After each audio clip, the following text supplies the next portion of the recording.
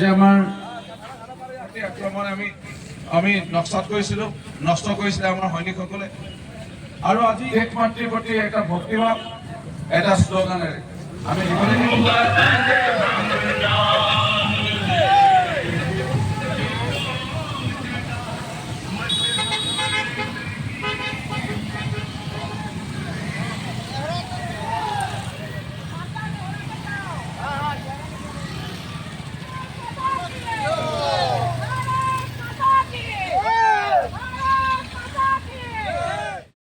আমি এই ত্ৰিৰংগা যাত্ৰা মাননীয় দেশৰ প্ৰধানমন্ত্ৰী নৰেন্দ্ৰ মোদী ডাঙৰীয়া আৰু মাননীয় মুখ্যমন্ত্ৰী ডক্টৰ হেমন্ত বিশ্ব শৰ্মা ডাঙৰীয়াৰ যি ভাৰতীয় সৈনিকৰ প্ৰতি দায়বদ্ধ প্ৰত্যেক ভাৰতীয় নাগৰিককে হ'বলৈ কৈছে, অসমৰ নাগৰিকক হ'ব কৈছে।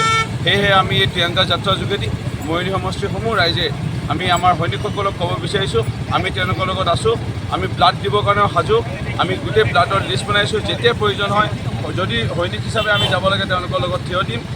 আমি লগত আছোঁ ভাৰতীয় সৈনিকলৈ লৈ আমি এই বাৰ্তা দিছোঁ আৰু এই ত্ৰিৰংগা যাত্ৰাৰ যোগেদি আমি তেওঁলোকক শুভকামনা জ্ঞাপন কৰিছোঁ। আমি তেওঁলোকৰ লগত আছোঁ, যিসকলে প্ৰাণ আহুতি দিলে তেওঁলোকৰ পৰিয়াললৈ সমবেদনা জ্ঞাপন কৰিছোঁ। ভাৰত মাতা কি জয়, ভাৰত মাতা কি জয়।